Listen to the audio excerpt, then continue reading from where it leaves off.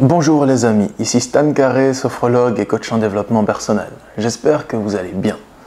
Aujourd'hui, je vais vous expliquer, selon moi, comment survivre dans ce monde de fous.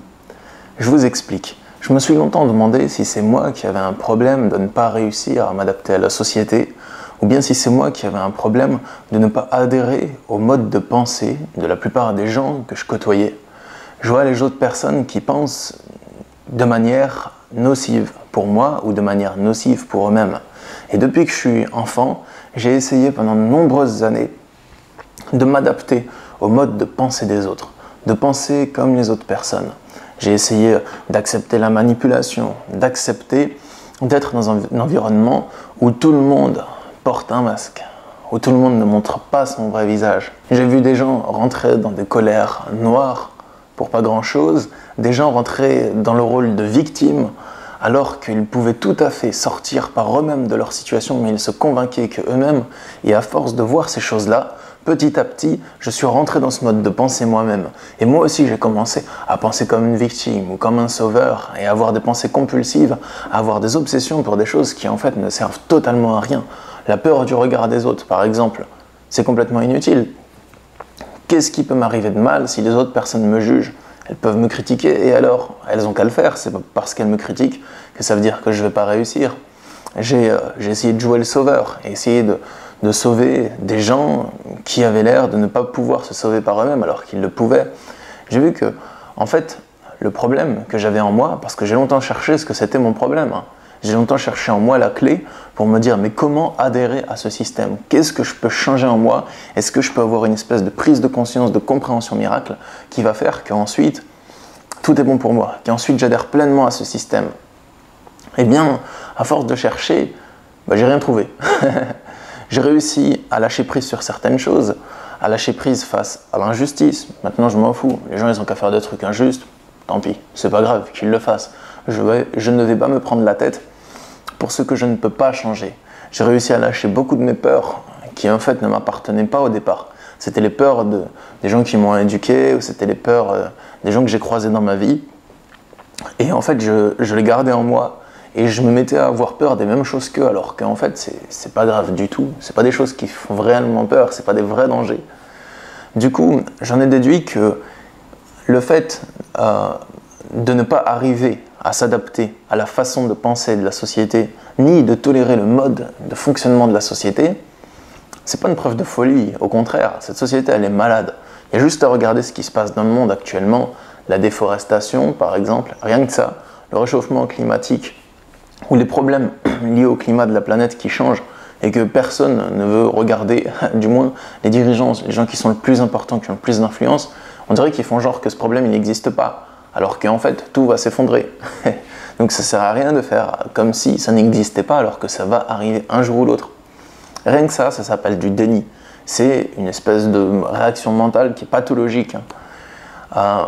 Donc comment survivre dans ce monde chelou? On nous montre que pour réussir, même dans les domaines des fois du développement personnel, de la spiritualité, que pour réussir il faut être dans une optique de compétition, de productivité, de compétition avec les autres personnes. Il faut vendre son image, et son image, ça ne sert pas à grand chose, parce que moi je peux vous vendre mon image de coach en développement personnel, mais l'image que je vous vends, c'est pas pour ça que je vais toujours la respecter. Si je vous vends l'image d'un mec, par exemple, qui est toujours zen, qui a toujours l'esprit aligné, qui se pose jamais de questions parce qu'il a toutes les réponses, peut-être que vous allez y adhérer un moment, peut-être qu'à un moment vous allez vous dire « Waouh, Stan il est trop fort, il a toutes les réponses », mais au bout d'un moment vous allez voir que c'est du pipeau en fait, parce que c'est pas possible qu'un être humain qu'il ait aucun doute en fait. C'est pas possible qu'un être humain il ait aucun doute, aucune question existentielle, et du coup moi c'est pas cette image-là que j'ai envie de vous vendre. J'ai envie simplement de me montrer tel que je suis. Donc, ok, je fais du coaching. Ok, j'arrive à aligner mon esprit très souvent. Et j'arrive très souvent à résoudre les incohérences qu'il y a dans mon esprit. Et à rester aligné sur qui je suis vraiment. Et à gagner du terrain dans la maîtrise émotionnelle. Parce que je m'y entraîne. Mais je veux aussi vous partager les moments de doute que j'ai, les moments de remise en question, les moments où je suis un peu perdu et où je cherche des réponses, tout comme vous, les amis. Et c'est parce que j'arrive à dépasser ces moments-là que je pense que je peux être apte à vous aider vous aussi à dépasser ces moments-là. Mais pour en revenir au sujet principal de cette vidéo, justement, On dirait qu'il faut être parfait si on veut réussir dans la société.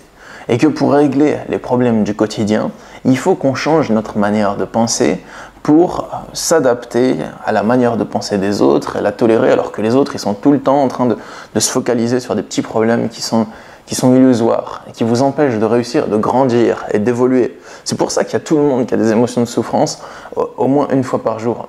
Est-ce que vous connaissez des personnes qui se mettent pas en colère, ni pas de tristesse, pas de peur, pas de culpabilité et pas de doute, et qui arrivent à faire une journée sans aucune peur, sans aucune colère, ni tristesse, ni culpabilité, ni doute? C'est rare, hein? Si tout le monde a ce genre d'émotion de souffrance, c'est que tout le monde a un dérèglement dans son esprit. C'est que tout le monde a une attitude dans l'esprit. Chaque personne a une attitude dans l'esprit qui est mauvaise pour elle-même. C'est pour ça que les émotions, elles s'alarment et elles s'affolent. Les émotions, elles sont là pour nous corriger, pour nous amener à corriger notre façon de penser.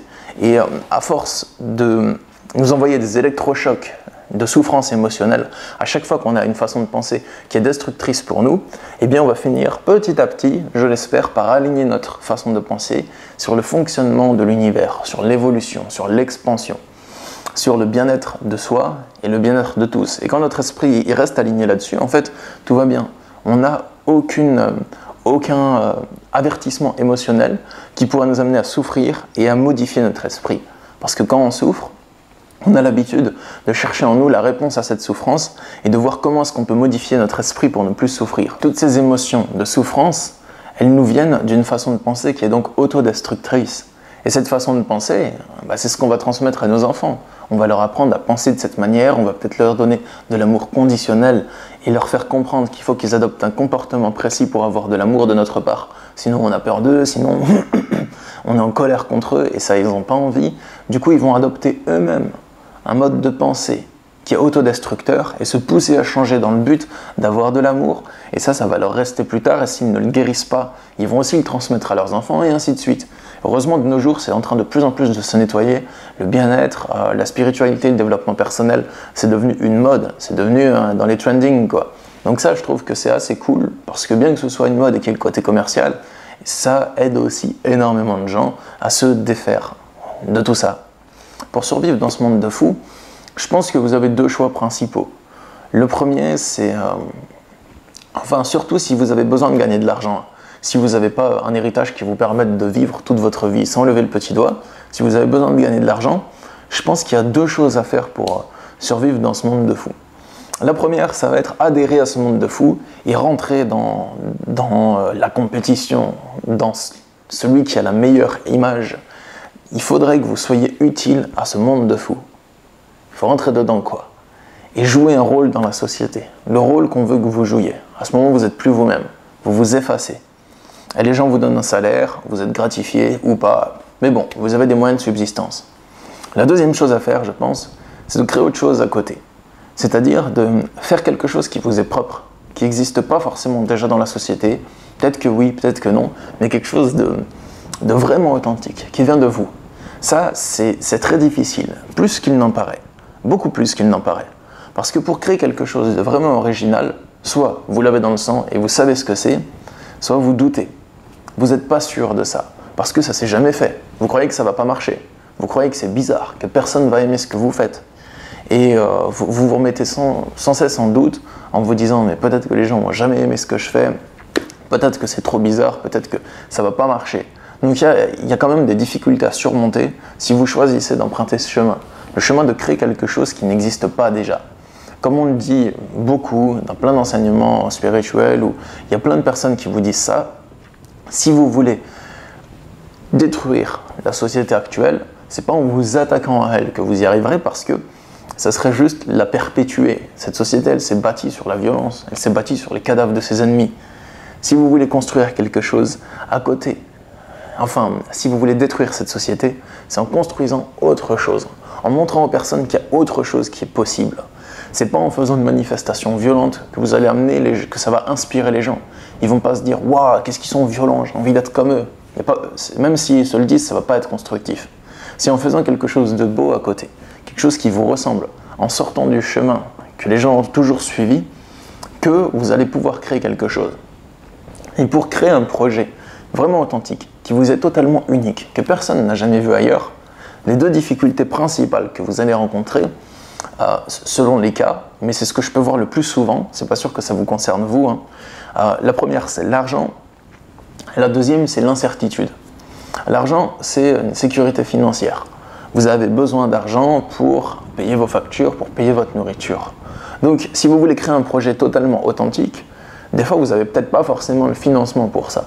Donc c'est une question sur laquelle il faut penser. Si vous voulez vous lancer en tant qu'auto-entrepreneur et créer un projet qui vous ressemble, qui est unique, que vous n'avez jamais vu auparavant, il va donc falloir trouver une source de financement pour créer un projet avec de la créativité sans qu'il y ait la pression financière derrière.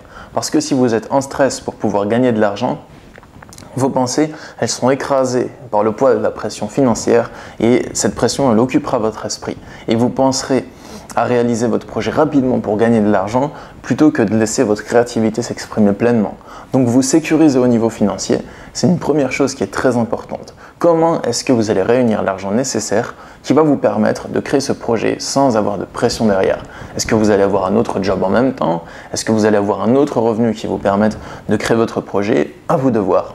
La deuxième chose, et c'est du moins la plus difficile je pense, après l'aspect matériel, c'est l'aspect de l'incertitude. Souvent quand on veut créer un projet qui nous est propre, quelque chose qu'on n'a jamais vu nulle part, déjà c'est difficile de définir ce que c'est. Parce qu'on a des idées au fond de nous, mais elles sont tellement simples qu'on refuse de se dire « ça c'est mon idée, j'aimerais bien tenter ». Pour nous, il manque quelque chose. On a envie d'incorporer les ingrédients qu'on a vus dans cette société à notre projet, et de le travestir, de le transformer avec l'énergie de compétition, avec l'énergie de l'image par exemple des gens qu'on montre dans cette société.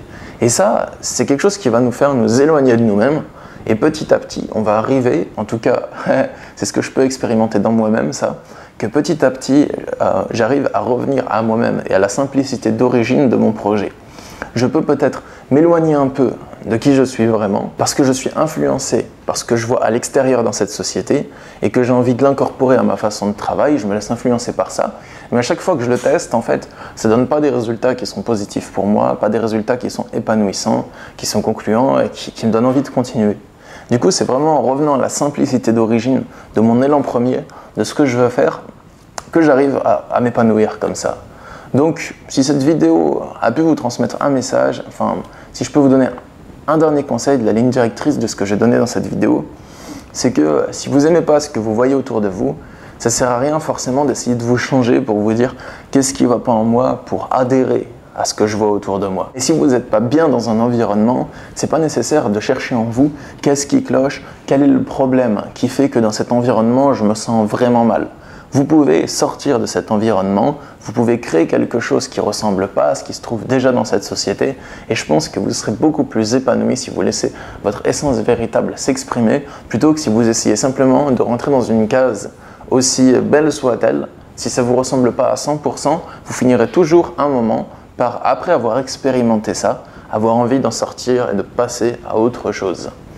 Par contre, il faut trouver le juste milieu entre ce que vous voulez changer en vous pour maîtriser vos émotions, pour être plus calme, plus à votre place, plus à l'écoute, et ce que vous refusez de changer en vous parce que vous n'avez pas envie de travailler là-dessus, parce que c'est votre être profond.